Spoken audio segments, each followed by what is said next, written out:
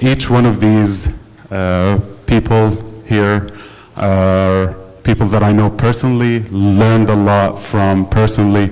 That's why I have the honor for them accepting my invitation to come and talk to us about the tokenized assets. Our moderator will be Jason, and Jason is from Netflix, and he's also a developer and entrepreneur in the blockchain space.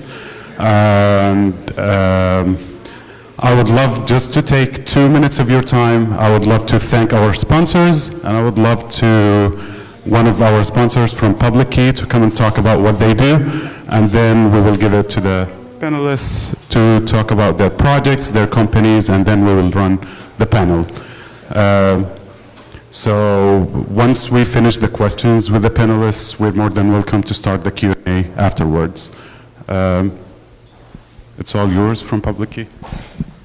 Hey everybody, I'm Ryan. I'm with The Public Key, which is a crypto events newsletter for the Bay Area. Every Monday morning we have a list of all the top events in the Bay Area plus some pieces of crypto news.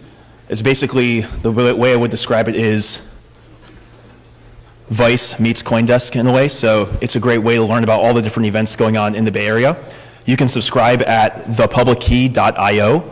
That's one word, that's thepublickey.io. It's a once a week newsletter every Monday morning, and that's so you can find out more about what's going on in the crypto world in the Bay Area. Thanks everybody.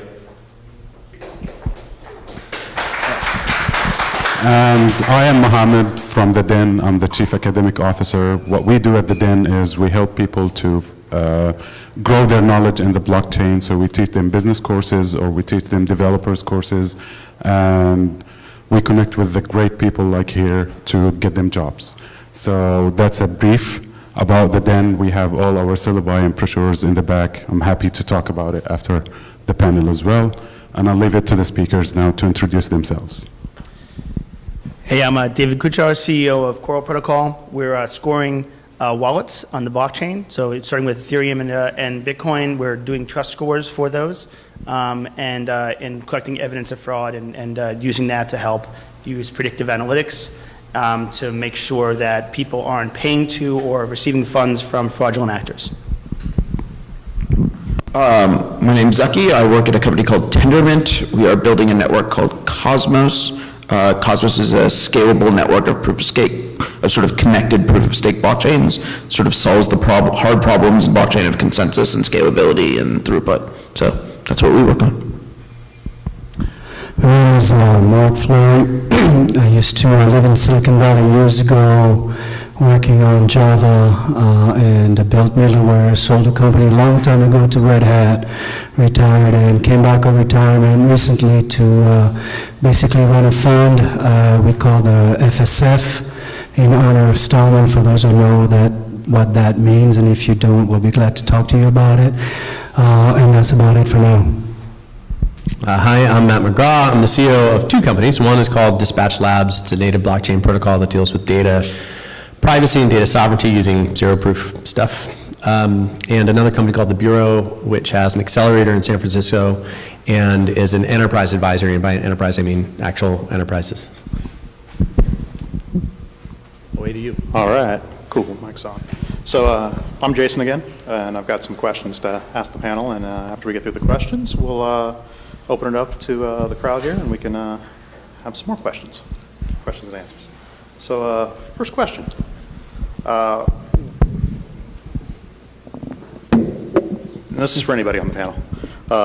What are some best use cases or how was your project connected to tokenized assets or what makes you the most excited about the future of digital assets? So Cosmos in particular is a platform for digital assets. It's sort of designed to provide digital assets with rich new user experiences. The problem with sort of last year we saw like a little boom or a big boom of digital assets again. But like if you've been in blockchain for a while, This is one that you've sort of seen these recurring patterns. Every year, the sort of kinds of things that we can do with digital assets gets more interesting, more powerful, and we find new ways of bringing new use cases into the community. And the whole purpose of Cosmos has been to sort of allow developers to sort of invent new ideas about what can be done with digital assets and then deploy them at sort of consumer scale and consumer throughput. So the expectation is that as we launch Cosmos over the course of 2019, we're going to see lots of new digital assets move to the platform. Anybody else? Well, basically, we interact with them by ingesting blockchains that would otherwise define them, and we look for different transfers between them that may, be fraudulent, and we make sure that people aren't stealing them, and you're not interacting with people that have shown a history of doing so.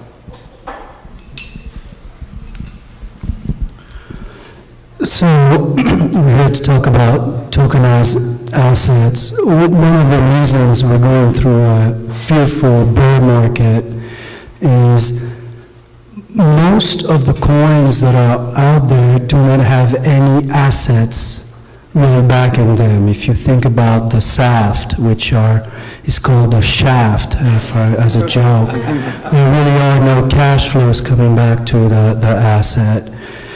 And those coins are going to zero because there are no assets back. Now, you can take a real estate investment. In fact, some of the very first examples of assets being tokenized are REITs, meaning very boring products out of Wall Street.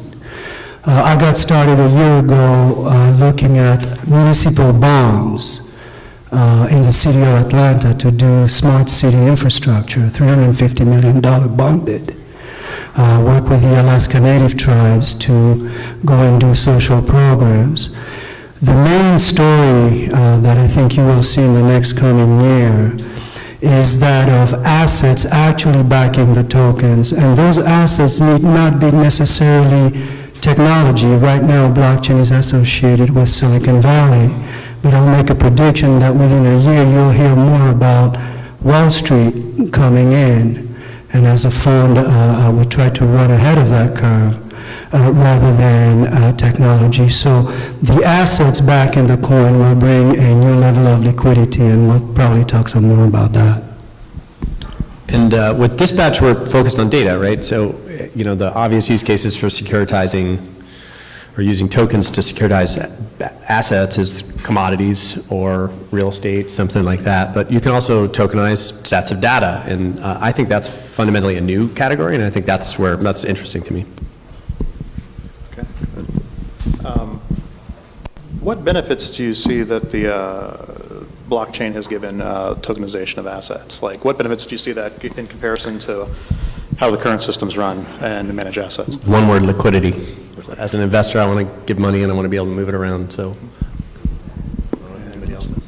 Yeah, that's the main point. The blockchain has nothing to say really about the securitization. The part that is interesting is, number one, you have about $100 billion worth of crypto wealth, which on the grand scheme of things is nothing. Just as a point of comparison, just muni debt in the United States is a $10 trillion asset class. So the first thing is financing via crypto. The second thing, as you said, is the liquidity of the markets.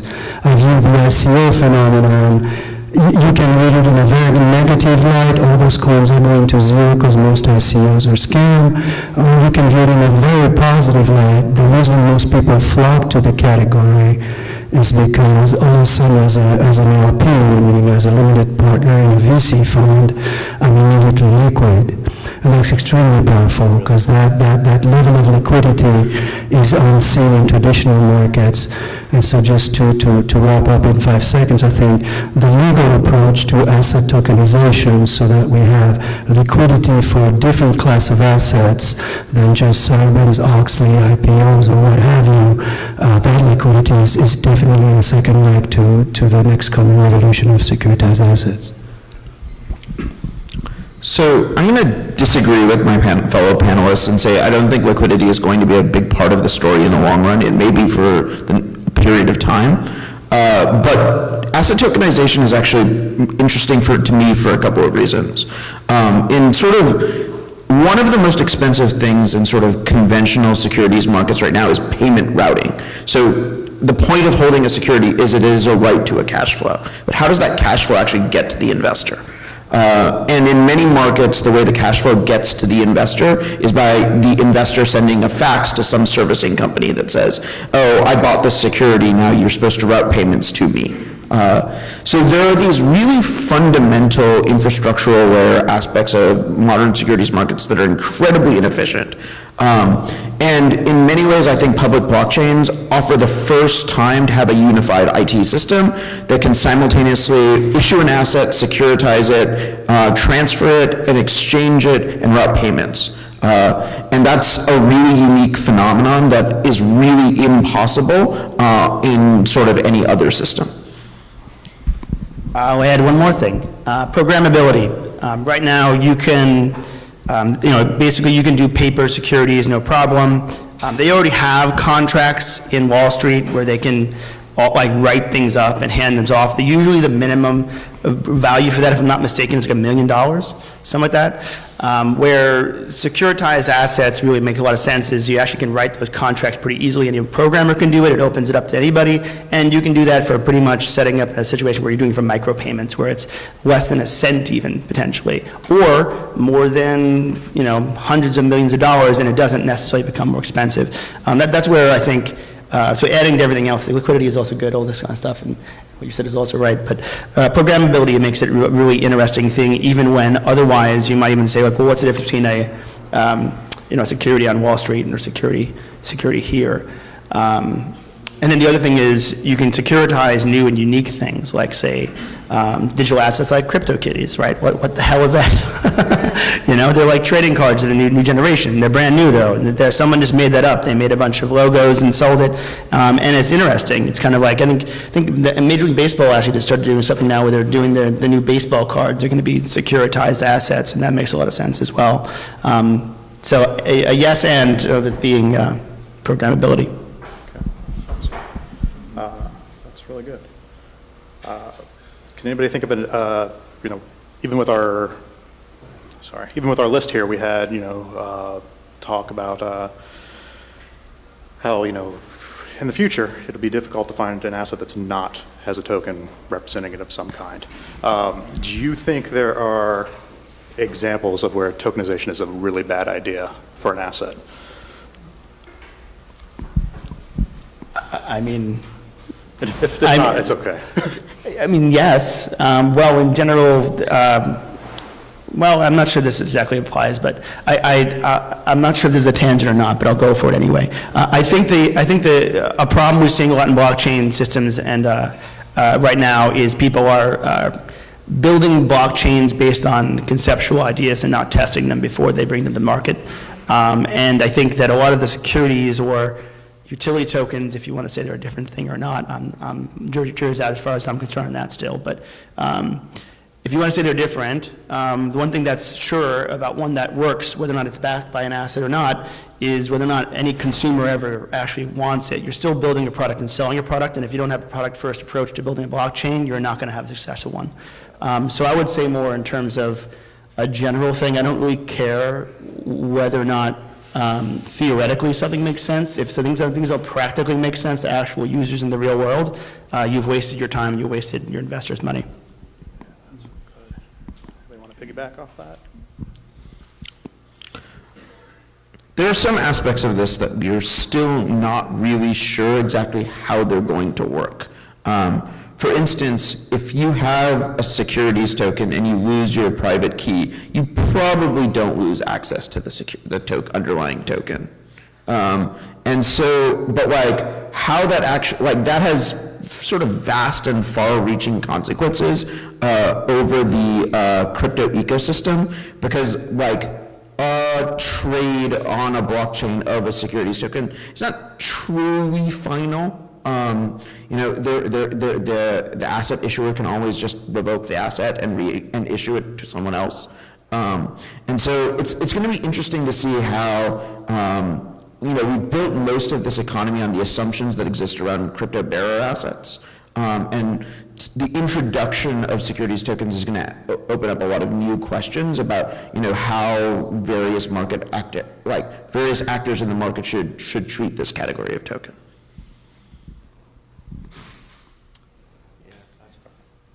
That's right. How are regulators regionally dealing with this new rush to put everything on the blockchain? So I was having this conversation yesterday with a lobbyist from Washington, and because I came from the Muni bond, Berkeley bond was a first example, but the implications of these are far-reaching. And the first comment from the lobbyist was, Mark, you know what, Washington loves this because this is bipartisan. It appeals to the Hayek interests, meaning those that are good enough to actually create value well. And it appeals to the Keynes, I would actually call a strict Marxist construct, because we can create value with the individuals that can create value. And so the conversation went, he said, so we're going to do something in Atlanta where I'm from, and we're going to bring congressmen, and the first thing Washington, or at least these lobbyists, realize is that you cannot legislate by the negative. Meaning if I tell you, hey, you can't do this, well, you always have the arbitrage, legislate the arbitrage to go to Malta and be able to do that.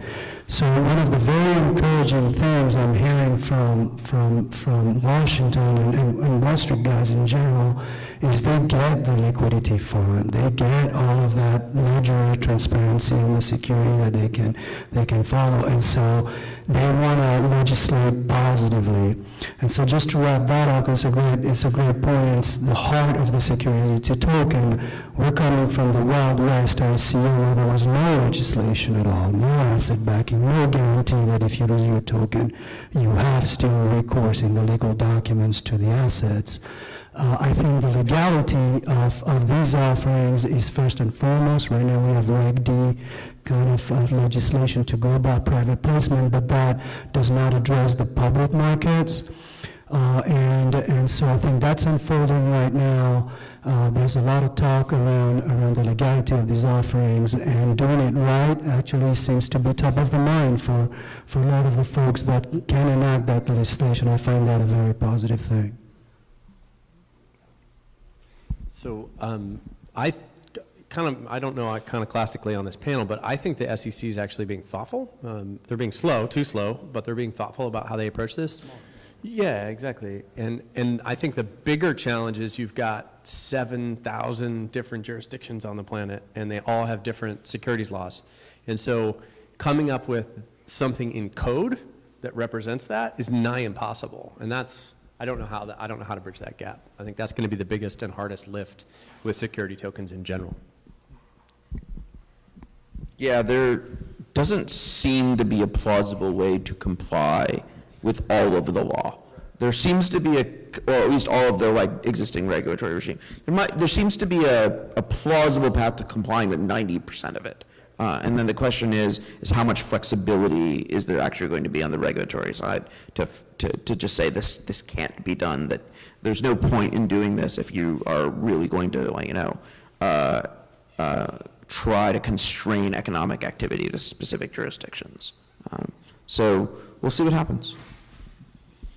Yeah, adding to that also, especially if you're using a blockchain that mines, how do you restrict where you're mining? Right? And that's where the computation is actually happening. So if you want to comply with any laws, your miners would have to individually comply somewhere. That's actually kind of a decent business idea. Building a blockchain where the mining actually is specific and potentially follows different laws based on where it's being mined, based on location and all that kind of stuff. But.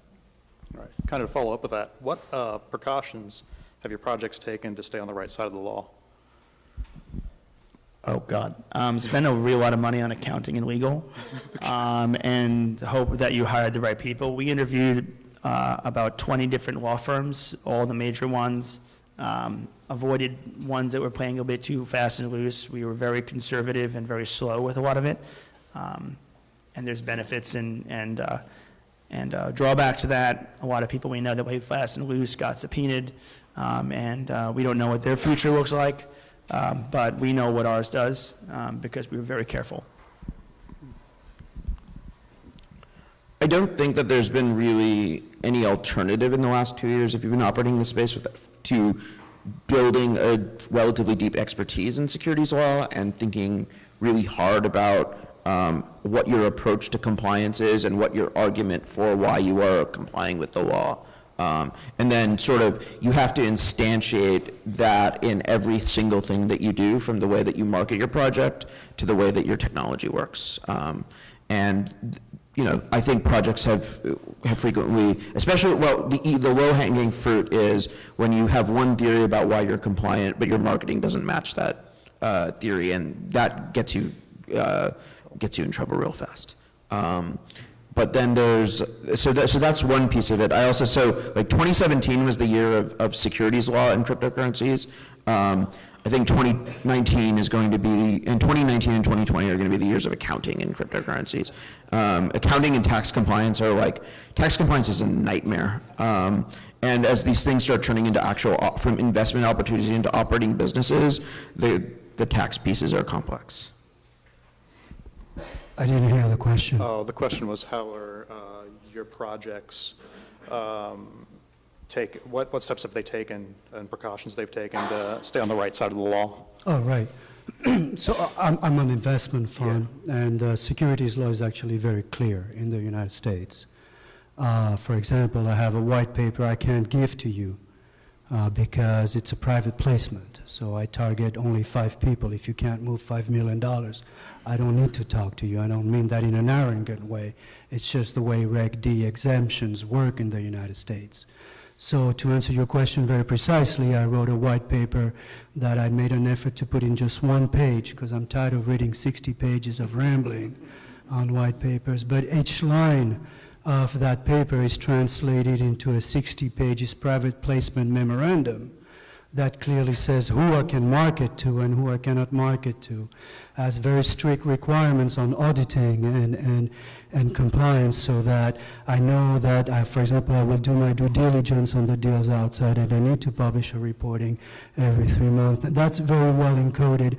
And I just talked about regulatory arbitrage. We could do this in Malta and not care, but in fact, I think given the reputation of ICOs, we kind of want to have the pendulum swing the other way.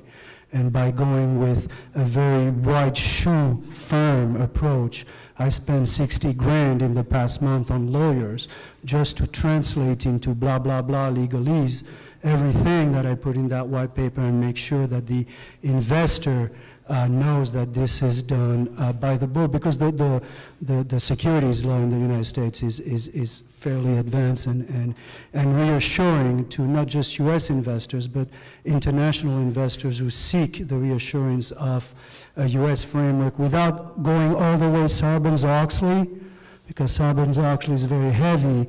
But indeed, having those reporting, transparent blockchain helps with that, blah, blah, blah, blah, blah. Dispatch just hired a lawyer away from the SEC who wrote it, Reg A+.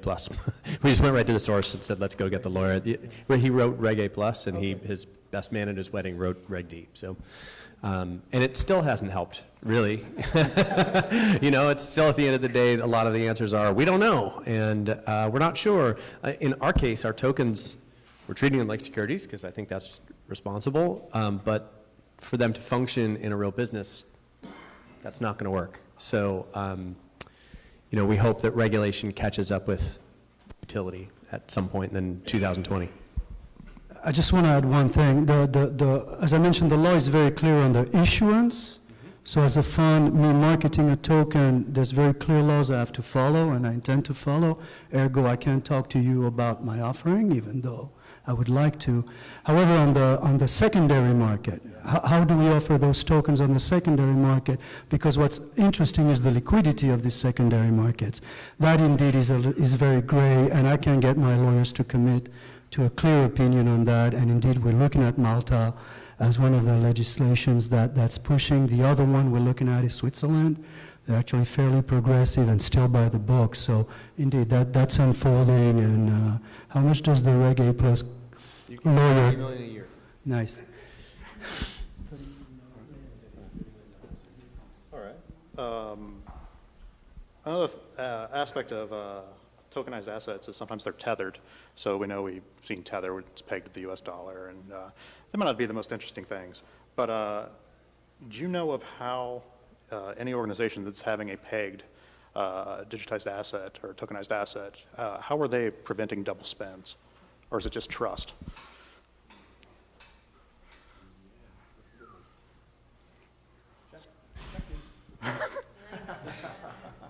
Yeah. Right. I mean, from what I've seen, it's mostly through some form of auditing. You've seen this sort of emerging competition to Tether, which, Tether sort of famously promised that they would have audits and then famously never delivered on those promises. But, I mean, to a certain extent, I understand it. I understand, like, auditing practices and crypto do not necessarily mesh well together. And the sorts of cash flows that involve blockchains don't necessarily mesh well with sort of standardized auditing practices. So you probably have to design your entire accounting system and the mechanism of managing cash flows with the intention of doing audits in mind. And I think with these things that are tethered to physical assets, it's still TBD how you're going to sort of ensure the soundness of that asset. Do you think an insurance company would touch that topic or underwrite to ensure, even with the proper audits in place? All I've heard is that demand for insurance in the space of crypto in general, like massively outstrips the supply. Right. Okay. That's good to know. Okay. Is anyone switching from securities over to commodities? Outside of Bitcoin, has anyone seen an asset token with no common enterprise? Or has this all been issued from companies? Have you seen an asset token that's been issued with no common enterprise, which would fall under a commodity? I couldn't think of any. That's fine. I mean, Grin is doing a good job of not having a common enterprise. Okay. If you're familiar with the project Grin, all the contributors are anonymous Harry Potter characters. So that sounds like a great plan. The leader of the project gave a talk at a conference over an SSH connection via text-to-speech and Tor. So, people are still doing good stuff. Yeah. You can, it's very doable. It is doable to sort of imagine a system without a common enterprise. It is also sort of, you do need also the sort of, the common enterprise is also the principal agent problem. If the participants if the owners of the system are sort of equal participants in the system, and members of the common enterprise, that also doesn't necessarily fit well within sort of securities law. Another example of a tokenized asset is real estate that works out really well. In particular, it works with fractional ownership. Could anybody explain what fractional ownership is to the crowd and how tokenized assets can benefit from fractional ownership?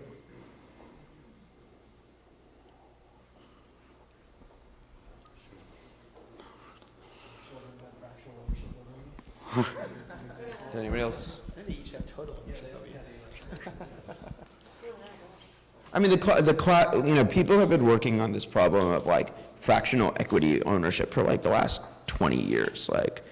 Can you own a tenth of an Apple stock? And there's a bunch of reasons why that product might be compelling. It might be more compelling to young people. It might be more compelling to people who don't have sufficient cash flow to own one Apple stock. But this problem has persisted for a long time and has sort of deep roots in both regulatory systems, how securities issuance works. I haven't been super positive that just by their nature securities tokens fix all of that. There's still a lot of open questions that have to be answered before we know the answer to that one.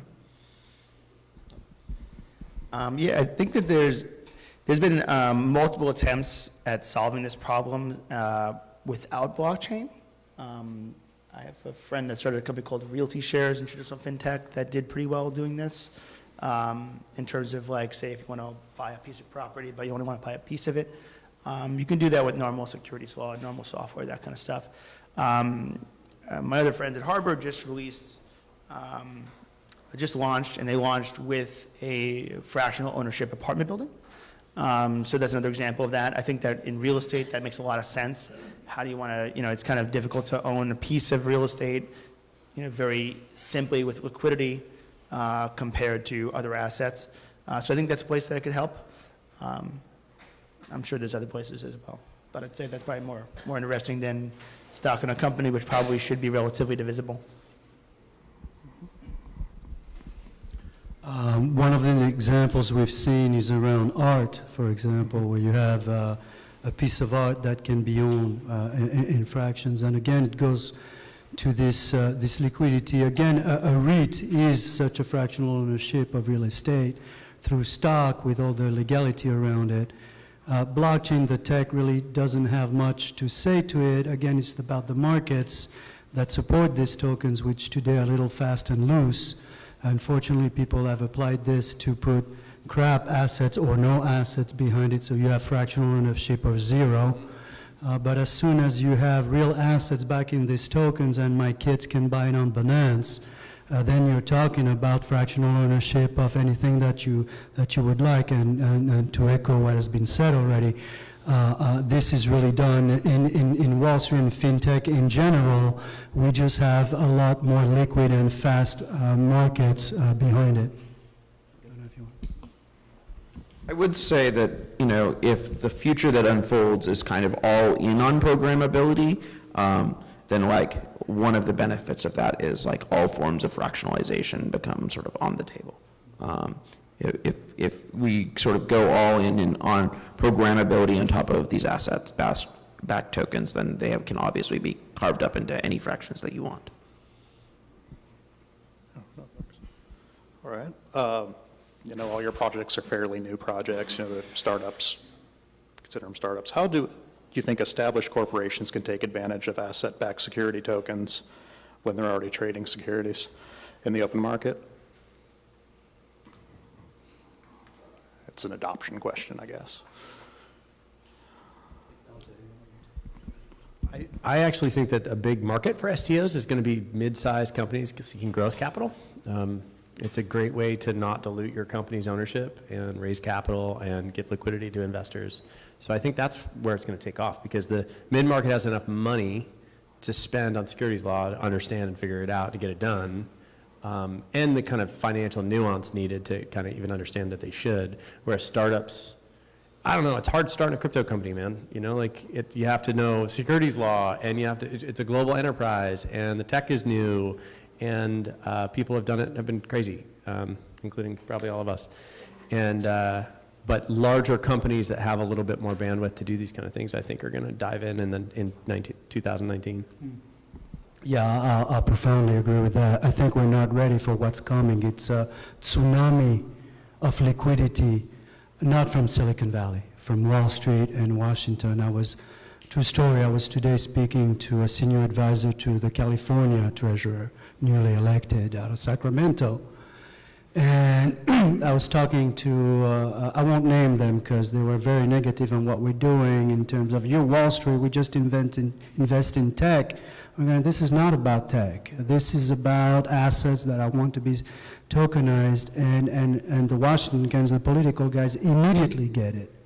And they're going like, okay, I understand, let me see what we have in our portfolio. And to answer your question specifically, they're going like, look, if you can get a muni bond and you already have your AA or AAA rating, then you don't need us clowns to go raise crypto for you. You can do that through the traditional AA and AAA banking system, and the primary market is very efficient, meaning you don't pay that much interest in final Marxist analysis. However, the secondary market, on a $10 trillion class asset, again, the muni bonds, has a 10 to 15% friction in it. That's outrageous when you think about it. And so I was pitching to them, look, I come from the Alaska Native tribes, probably that's where we started with this price. Probably some of the poorest tribes in the United States, the poorest in the United States, and they don't fit in the normal banking system. Here we have a way to go raise wealth, the crypto wealth that is quickly going to zero because there's no assets. We can put real assets behind it and watch this liquidity come. So you have a whole swath of the market that does not fit in the normal AA, AAA that would fit in here. And the people who get it are not technologists. In fact, technology thinks it's about the technology. It's not.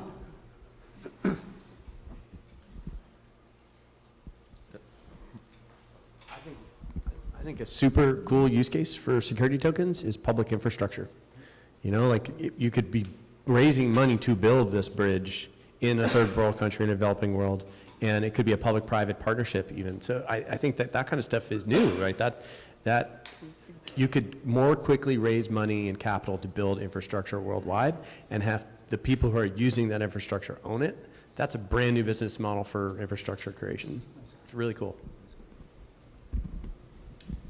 It may also be that we are like building an infrastructure that can securitize, that like can like one technological infrastructure that could do everything from, you know, $1,000 asset to a $10 million asset, and you get enormous efficiencies and economies of scale from having that like sort of common unified framework and sort of system that like does that, and that doesn't naturally emerge out of the sort of existing legacy financial system the way it might out of this blockchain world. Okay. Kind of piggyback off that, it's kind of a chicken and egg question. Lots of times blockchain is presented as a way to bank the unbanked, you know, whether it's securities or whatever, but yet half the world doesn't have a bank account and half the world doesn't have an internet connection. So which do you think needs to happen first, the infrastructure or the development? They could go together too, but. So I started a company like 8 years ago when there wasn't a thing called financial inclusion. I wish we did, because it would have been a nice euphemism for us. Banking the unbanked kind of sounds shitty, to be honest. I'm not sure what's going to do that. I actually consulted very briefly with the World Food Program when they were rolling out something about 5 or 6 years ago. I think they were originally looking at it using blockchain to give money away to individuals in Africa, because when they used to give away food, the warlords would just take the food and sell that to the people that really needed it, rather than actually helping them. So eventually they got to this idea of giving them money on phones, and they wanted to use blockchain for that. That's a way of banking the unbanked. I think that was effective. I think they're probably the most effective charity I've ever seen. I also work with Doctors Without Borders extensively, and they are also very effective, but not nearly as effective, let's put it that way. So that's one piece. There's also other types of unbanked things that we don't think about yet that haven't really come to existence, which would be machines.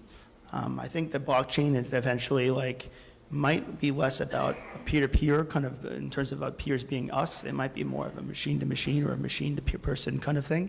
And so when I usually evaluate assets, I think about, well, what would a machine think is valuable?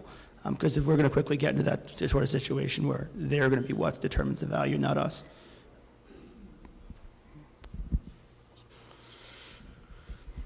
One of the first times I went like this makes sense was talking with Médecins Sans Frontières, Doctors Without Borders, who had work in Africa.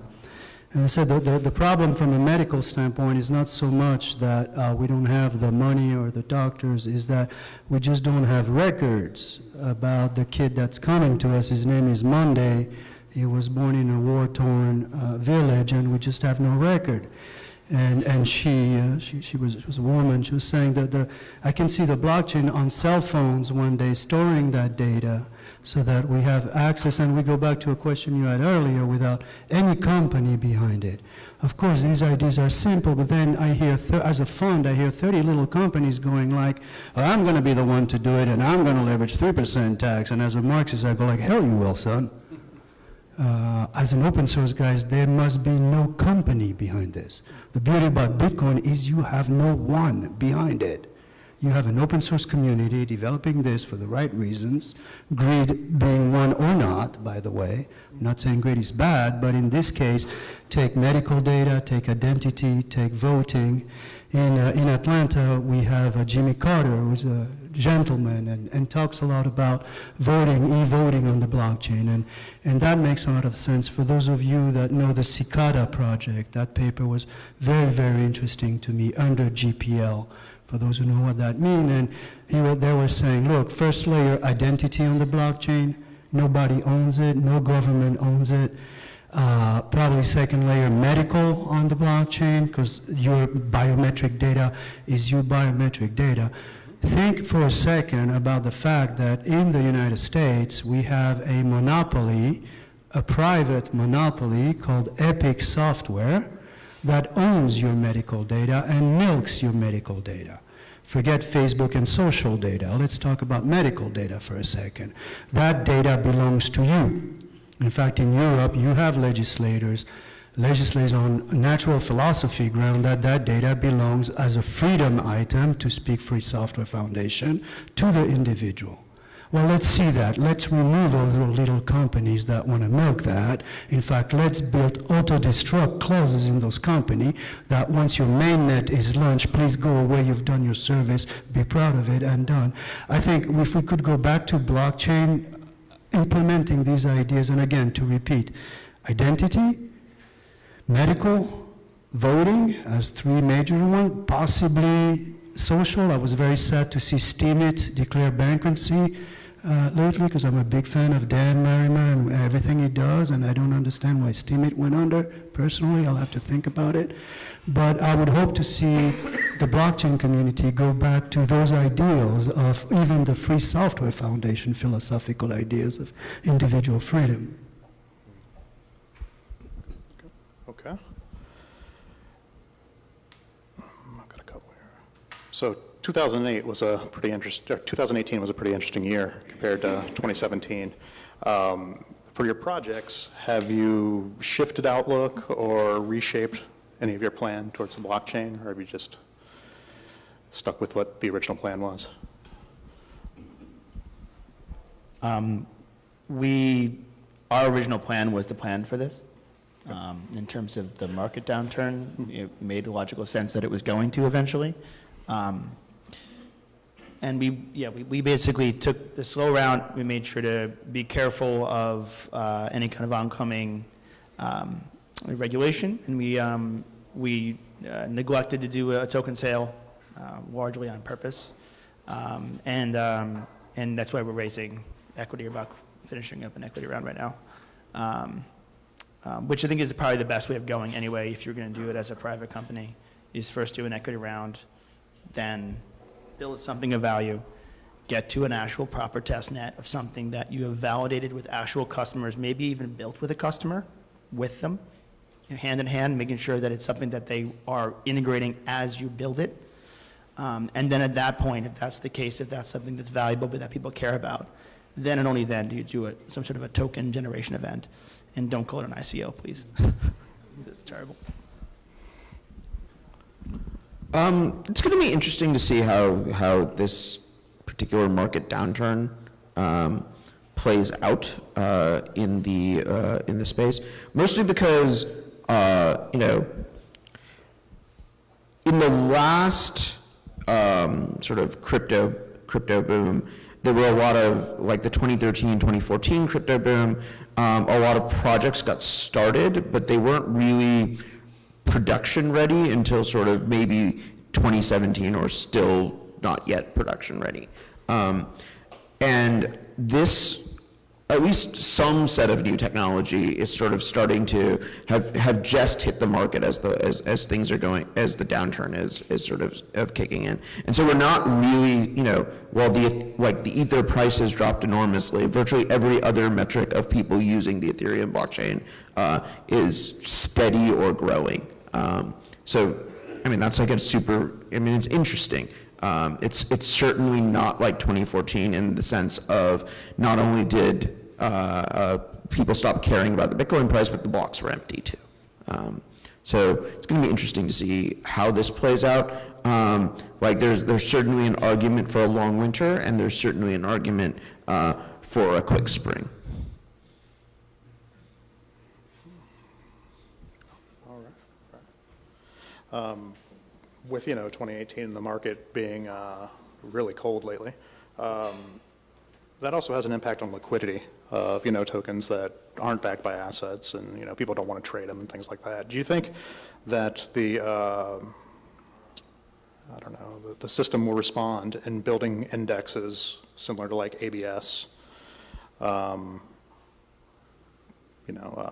systems like that, where they group a bunch of low liquidity tokens together and roll it into an index of some kind and try to repackage and sell that?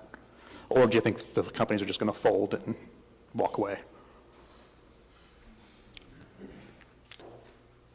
I don't know. I mean, the biggest thing is we were really sure that Dogecoin and Litecoin were not going to make it. I think everyone was really was pretty sure that they weren't going to make it, and it turns out to be extraordinarily hard to kill these things. We always talk. We haven't seen too many tokens actually go to zero before. Actually go to zero. We've seen them go down by orders of magnitude, but we've never seen a token really go to zero. And that's going to be both an interesting thing to see, and it's curious to see whether or not it'll happen. There's certainly a lot of candidates for tokens that could go to zero from sort of this 2017 wave of ICOs. Yeah, tokens without a real utility, which are all the tokens out there right now, they're collectibles. They're not going to go to zero because somebody's going to love it, unless the brand surrounding that is really bad. And the brand surrounding Dogecoin is so great that it's always going to be. I think it's going to remain valuable. But to go back to the previous question, I think the downturn is good on one hand, shakes the tree and all the dead leaves fall off. But it's bad because I actually thought the democratization of access to capital was good. I really like that model, and I'd like to see it come back in some form that's less frothy, but I want people in the developing world to be able to raise money not from a white guy in Silicon Valley. So. I'll give a two-part answer to this question. The first one is on asset-backed security, or ABS. The mathematics behind ABS, which was responsible for 2008, was linked to the 2008 crisis. It's not faulty. It's very simple. I can explain it in 10 seconds. It says, even if I'm dealing with subprime stuff that defaults at 60%, if I pull it together and put an equity tranche, 60% default, I still have 40% payment, so I can prioritize 40% of my equity and get a AA rating. That math is transparent. It was abused by Wall Street in many ways, but the notion that we can hedge risk in an ABS is a good one, because you're basically hedging the risk out of things that aren't correlated. The problem we have here, as I said at the outset, is we're sitting on coins that are going to zero because no assets, meaning cash flows in the end, are backing those coins. So to the second part of the answer, which to echo you is actually a very positive read on this shakeout. I don't know how many of you have read the Bitfinex report on ICO Treasury that was published about a month ago. And basically they showed that out of the $6 billion raised, the ICOs had banked $6 billion cash, $3 billion of which to EOS. But if you look at it, you go like, oh my God, these guys have 6 billion fiat. We're not talking 6 billion crypto. They raised the crypto, they have the fiat in their banks. Well, that's great. All these companies have the money. And if you listen to Nouriel Roubini, and if you're above 40, you should know who Nouriel Roubini is, because he did the testimony in front of the Banking House Committee about 2 months ago, and it's 40 pages of psychologically damaging material for anybody in crypto, but he's not wrong. And what he says, well, grandma who bought a 20,000 Bitcoin lost her shirt, and these companies are high on the hog. But that's not what happened. Nobody bought a 20,000. And if you actually trace what the investors bought, they bought before even where we're at. So here's the little bit of magic. The companies made $6 billion in cash in their banks, and we're having all these conferences to show for it, and the parties that go with it. I like my parties, but it's a little extravagant. There's a lot of money out there. And the investors didn't lose money either. What gives? Well, what gives is we're in a non-zero sum game. We are actually creating net wealth in a Marxist sense from each according to their capacity. So let's not mess it up, because we have the power of actually creating money by backing it with real assets. So right now, nobody's lost their shirt. No disrespect to Nouriel Roubini. But it's up to us to move past the ICO wave. Still call it an ICO, it's a good name. All right, and I just have one final question. What general advice do you have for investors or the crowd here about the blockchain, how to invest, and what risks can they be facing with their investments?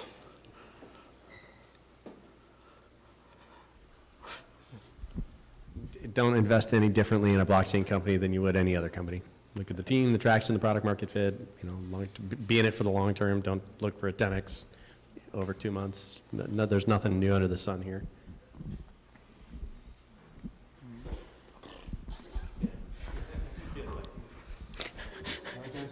Yeah.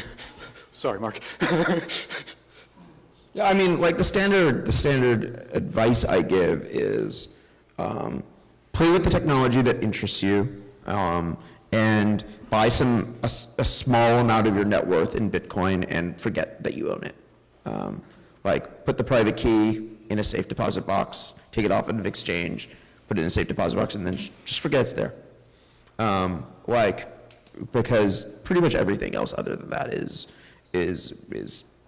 just speculation. And then like build real stuff.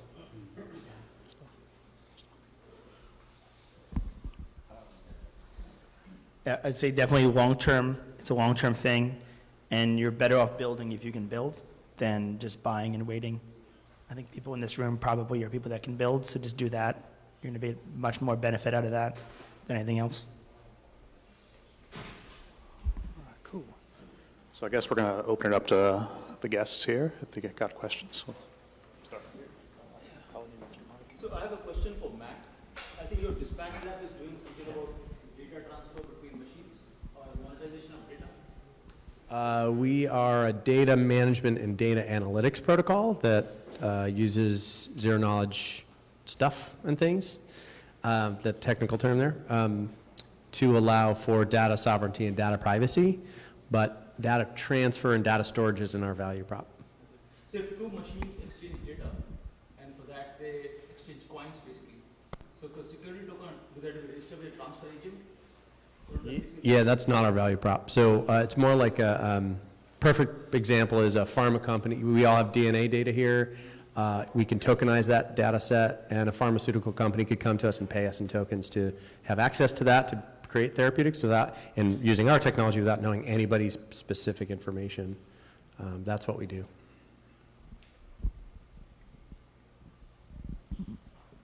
Hi, thank you. You mentioned a little earlier, one of my projects I'm trying to sort through is I'm doing a what if type of scenario. I'm saying, what if we get rid of password protection for a crypto wallet? I'm just trying to ideate on that. And you mentioned something that I didn't know, that was STO type of tokens, that it's not finality. It's both, I guess, based on statutes or technically, and that's a new thing for me, so I'm wondering if you can kind of speak to that a little bit further, why it's not final? Well, it's not final because the court system is the final arbiter. So, like, the court system can't create Bitcoin from nothing. So, like, if you lose your Bitcoin, you don't have anyone to sue. Whereas, if you lose the private key to your securities token, or it's stolen, or your computer got hacked, or whatever, you go to a judge, or you go to the company that issued it probably, and if they don't give you back your property, you go to a judge and you get your property back. But that means that if you're transferring it through an exchange, the exchange has to have some notion of whether or not, that transfer is likely to be undone by some sort of, legal entity. And so how all of this actually works is a crazy experiment right now, and we'll find out.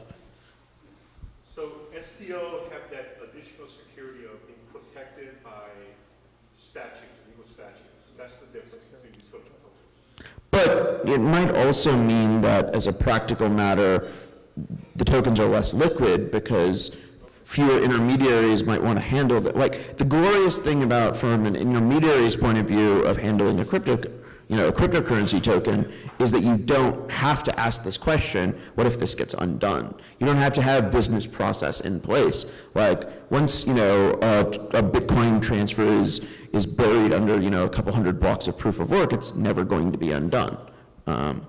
And so this is sort of a new question that will have to be addressed in this context. How do you find out if there are any court proceedings anywhere that might render a token not safely, you end up reinventing title insurance, essentially.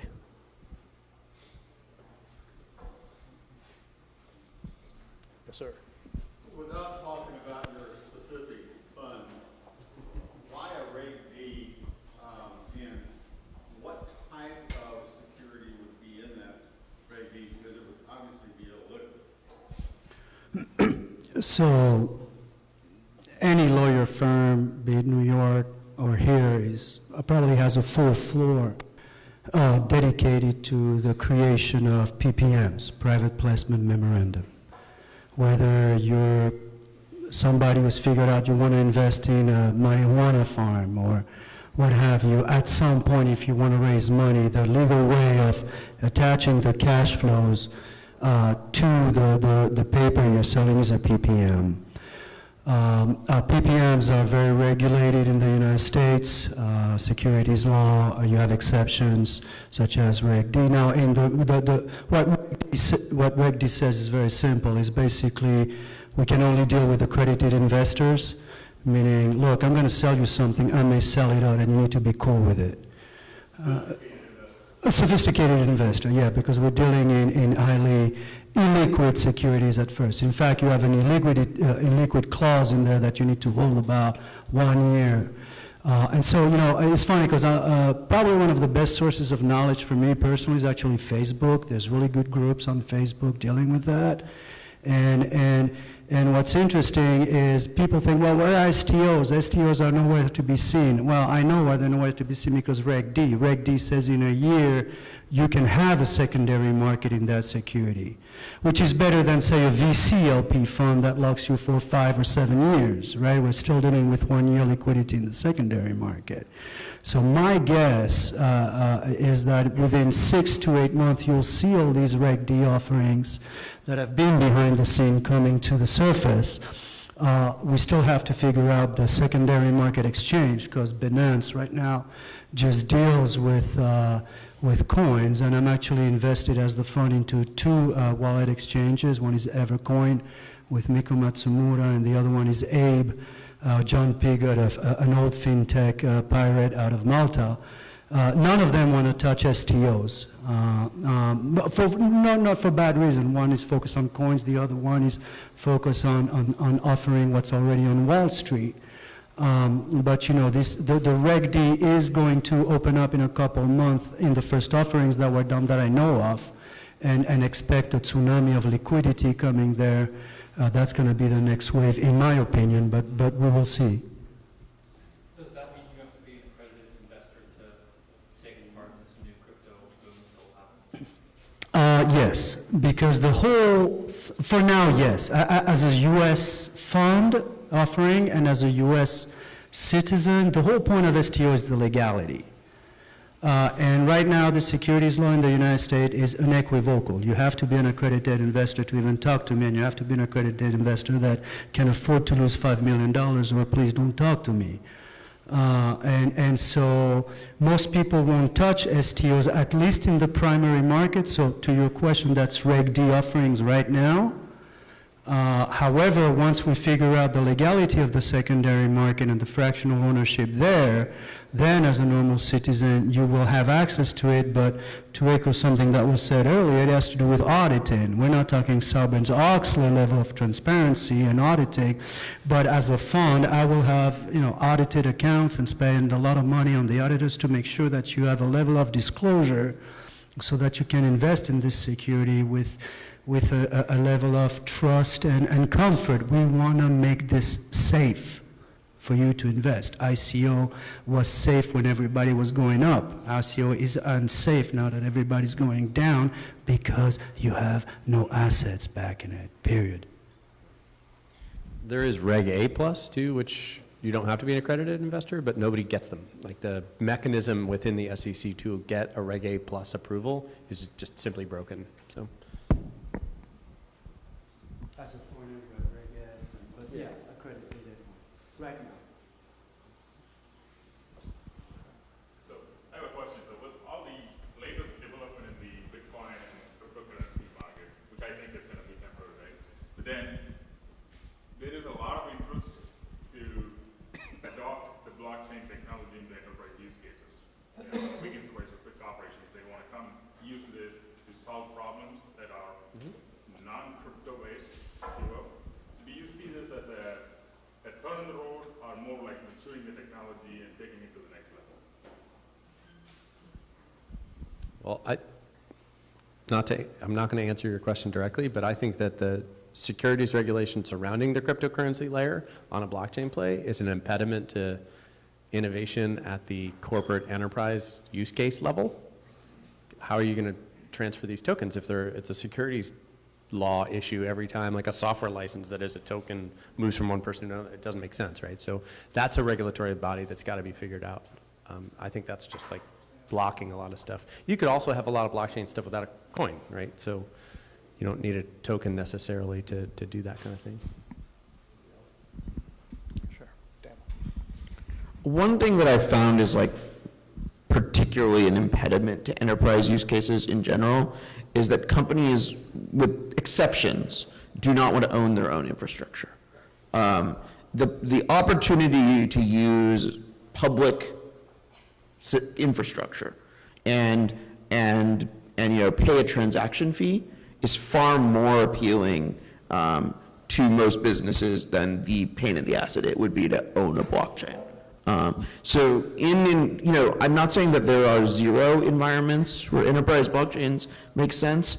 I'm saying that there are not 10,000 or tens of thousands. Like, it's probably on the order of 100, if not less, like total deployments of enterprise blockchains that make any sense out in the world. And so I don't think that and I think as public blockchain systems get better, they compete against public clouds, and one of the two of those will be like the dominance. Either the dominance of the public cloud for most business use cases will persist, or some of that for some use cases they'll use public blockchains. And that kind of leads to the private blockchains that the corporations will continue to build. Because they don't want to own their own infrastructure. Yeah. That's why the Amazon announcement's interesting, although it's very minimal. Really, it's like, okay, great, Ethereum as a service, but I do think that it's going to end up on the cloud, right? I also think that one conversation that's simply not happening at the enterprise level is, hey, I've got a blockchain. You want to use it? Yes, great. Talk to the CFO, because now you've got to open up your balance sheet. You're going to buy tokens, and it's going to be there, and you're going to have to track its price. That is not something the accounting department at a Fortune 500 company wants to deal with. I actually talked to the CFO of Walmart about this, and he was like, no way, no way, no way. And they're in 50 countries dealing with 50 different currencies already. So what's another? But it's a mental barrier to have to get a new business process through the accounting department at a large public enterprise. I'm going to answer this in two parts. One is tech, the other is finance. I'll say this as somebody who used to write the standards in Java and middleware and blah, blah, blah, and publish research, etc. It's a really bad database. Oh my God. Oh my God, and it consumes 1% of the planet energy output. And I won't name the guy who told me that as a fund, but he's a very prominent blockchain developer. I'll just say that he puts Kabbalistic signs on all his logos. And he said, Mark, the only reason we use blockchain is for government evasion.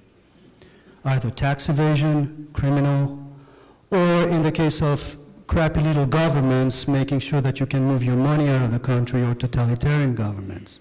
So it's basically use cases outside of the legal, area, which most enterprises are not interested in because they already have their Oracle databases humming and whatnot. The second part of it is, yet talking to any municipality, they get it. They go like, yes, I want access to that liquidity. I want access to those secondary markets. It has nothing to do with the tech, right? It has everything to do with what cryptocurrencies have shown from a financial, monetary theory standpoint. As a technologist, I find the tech, it's been 10 years of Bitcoin. 10 years, normally you have a full cycle. You're done. You're entering maintenance at Computer Associates or IBM, right? And we're still like it's brand new. But the tech is really not the point here. What's brand new and everybody's shifting mentally, psychologically, is that we now have this Marxist construct where we can create monetary value and real value outside of the traditional banking system. The technology has enabled it because nobody can control it, but the applications exist outside of the tech. So to answer your question, I think you're going to see a lot of enterprises adopting that either for financing, as you mentioned, maybe companies that cannot go raise the money like we've seen with ICOs, but hopefully we'll see something of better quality and with better asset back than the traditional ICOs. And finally, I think Hyperledger from IBM is an interesting effort in terms of getting the enterprise to look at what it means from a strictly financial more than tech. Again, I shouldn't say this here, but I don't think 2019 is going to be about Silicon Valley. It's going to be about Washington and Wall Street, first and foremost. Daniel. Yeah, so hi. I want to ask, though, two things I want to say about your comment about enterprise blockchain. One, most companies that have already wanted to venture into enterprise blockchain have already done so. They literally just fork a proof of stake coin, run it on one node, they have a blockchain. IBM did this, it's called XLM. Also, Ripple did the same thing, which they're all just POS coins. They've been forked from each other. But that's what enterprise does today. If they really want to test the blockchain, if they want to see if it meets their use case, that's what they're doing. They're not going to buy someone else's tokens to use that. They're not going to. There's no reason to. Like, why pay for someone to have access via a token, but I can just pay to have that same access to an API. I don't need your token to facilitate that data graph, right? I already have that method through API calls that I pay for through SaaS services. So you have to understand that, like, while we look at software and we're like, oh, look at this new thing, most of enterprise has a whole bunch of developers like myself and others who are going, you do realize we have the same access to the same set of data through this method. And they're analyzing it from that standpoint because it makes no sense to take on a legal liability for no end benefit at all from any business. And that's a question I have for you, actually. Why not just open up an API instead of requiring a token spin and charge for the API calls, like for the use? So, yeah, just curious. No, yeah, so we've got the other company that I've got, the Bureau, we do enterprise sales. Surprisingly, enterprises are incredibly open to public. I didn't think this was going to happen. I thought it was like the crypto scene loving the crypto scene. When we started talking to my old customers from my last company, Rocket Science, they're all into public chains, not Hyperledger. They see the benefits of a public chain that they don't own, that it's like a great use case is advanced manufacturing. So a client of ours in upstate New York, they produce parts for airplanes.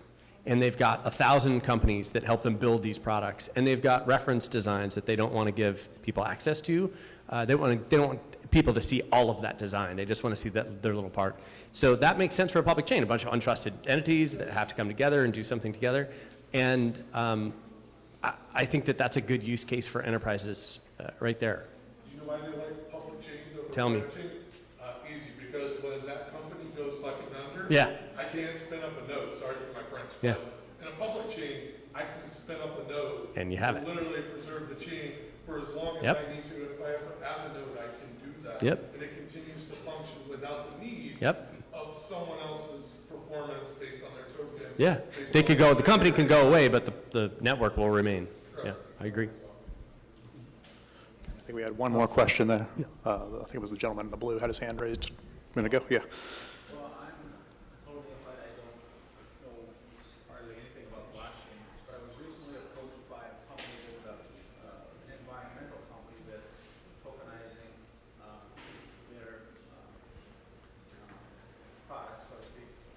But they are also supposedly raising funds to secure rights to a new chip that's supposedly 10 times faster than anything available in the mining space, and using about 50% less electricity. So they're looking to secure the rights to that chip and then to put out their own tokens. So they're looking at for investment to create the mining server farms for that. Kind of all goes over my head. I don't know if that's something they can do, should do, if they should be doing looking for proper investment or accredited. But I don't know if I, even if I should spend the time researching and being up to speed or something like that. Do it. Check it out. Definitely, now's the time. Stay optimistic. Yeah, for sure. Do the research and check it out. Because even if it's your first project you're researching, what you glean from that information, you can use the next one or the third one or the fifth one or the 100th one down the line. It'll just make you a better person. I think there was one. Got two. Down the road, there'll be tokenized asset bureau or something like that. It's coming to this regulate. Yes, so question for you, do you think in the future, in this Federal Reserve will have some kind of bureaus for the tokenized asset, maybe to give more trust to this crypto world? Regulatory. I don't understand the question. I'm really sorry. Do we think? So the Federal Reserve side, let's say, the Treasury side in the US, what they can do to build a more trust in the industry? Oh, well, let me tell you a funny story. Because I spent a bunch of time on monetary theory. We talk about fractional reserve, and that's really 19th century economic theory that the money you put in the bank is multiplied by 12, and we put that debt. The way the dollar gets birthed in the world, as well as the euro and the yen, not China, but the West banking system is actually a reversed causality from what you normally find in economic treatises. It goes this way. We issue a token we call the dollar. It's worth zero because we actually create it out of thin air. That's a meditation that takes years and will twist your melon once you really get around to it. But we create money out of nothing. And we call that token the dollar. And that dollar comes with an asset back, the debt. Okay, modern monetary theory is all monies get birthed as debt. Marxist analysis focuses on the interest. And why do the bank charge an interest when they securitize everything and don't keep the risk? But all monies are birthed as debt, and so they're birthed as asset-backed coins. The dollar is an STO, backed by debt. So the Fed already knows what we're doing. In fact, they're only afraid that they will lose control of monetary creation in a Marxist sense outside of the banking system. End of story. All we're doing with STOs is copying the way the dollar gets birthed into the world. And once the debt is repaid 1-1, the principal, you have the stable coin known as the dollar. Everybody talks about stable coin as tether. We need to put an existing ether or existing coin or existing gold or existing fiat. But that's kind of boring, even though it's great. I love Tether, and I consider Tether a reason why we had the Bitcoin untethering bad pun last year, because we stayed crypto to crypto without hitting the fiat bridge, but that's another story. What I'm trying to say is stable coins that take existing value to back them, do not create new value. You're just creating a new representation for a fiat dollar. We call it the dollar. Why go to a crypto one except to stay crypto? And so really what's going on here is that the stable coin that still creates value happens because we issue a token we call XYZ token or the dollar or the euro, and the real economy, building real businesses, real towers, real estate, medicine, infrastructure, whatever you want, pays back its real value. So now you have a stable coin that still comes with value creation. That's what the Fed does. The Fed creates power money that gives to the bank, interbank, and just to wrap it up, because it's actually a funny story, I recommend this book by Randall Wray. It's called Modern Monetary Theory. Marxist analysis still exists in academia, and it says, look, every night you go to the banks and you say, I need today 100 billion as the United States whole economy. The banks say, let me create 100 billion out of nothing. They go back and Basel III now says, do I have the reserves? Yay, nay. Yay in the flow chart. Yay, I go to bed. Nay, I go to the interbank repo market. And the banks lend me the money from my reserves overnight. Yay, nay, yay, I go to bed. No, I go to the Fed. The Fed never says no. So unlike Gosplan of the Soviets, we have a decentralized monetary creation in the banking system with a centralized Fed M0 monetary level backing it all. What we're talking about here that's so exciting to all of us is that we can now create monetary value each independently as long as we create real value behind it. So to your point, we're not inventing anything behind the Fed. The Fed already invented this. It's called the dollar, you know? I think there was one last question in the back. Yes.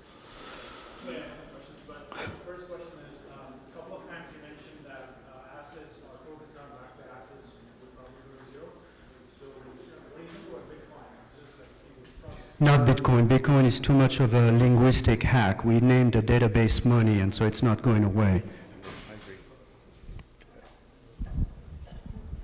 Yeah. Dogecoin. Or you know, money is just social consensus, and cryptocurrencies are just automated social consensus, and so that's why. And like Bitcoin has the best story, though maybe Harry Potter characters are better.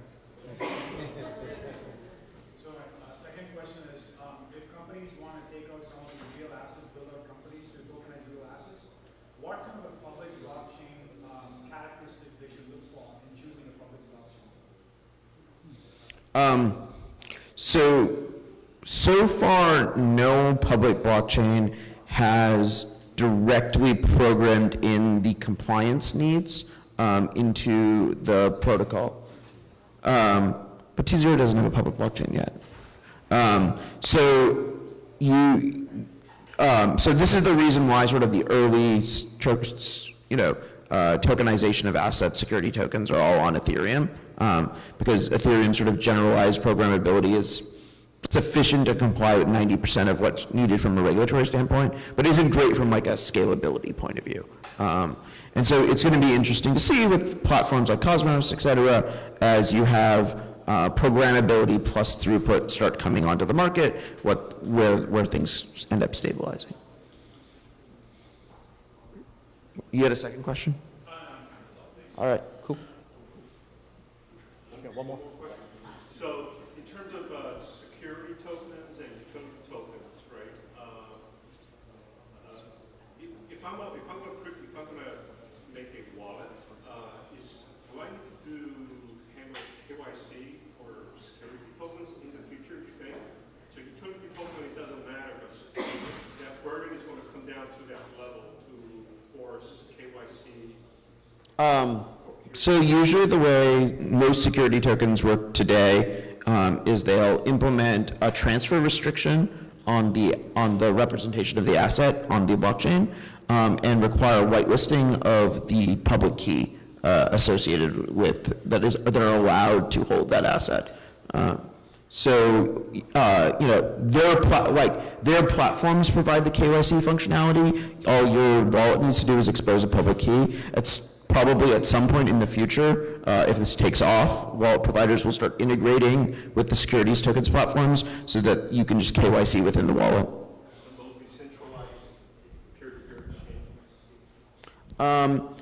You would be able to do decentralized peer-to-peer exchange within the pool that is approved.